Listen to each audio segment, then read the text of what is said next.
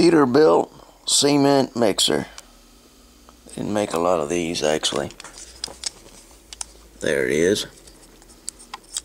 Out of the box, but yet it's still in mint condition. And it has dust on it, I think.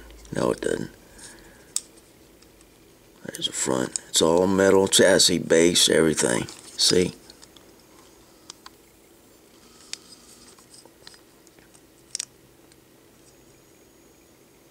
There's no scratches on this dude.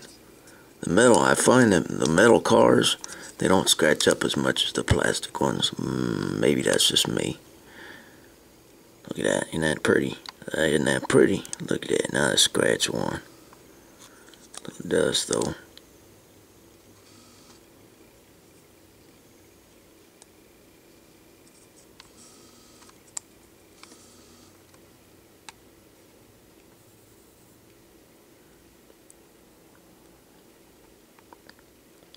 Nice car.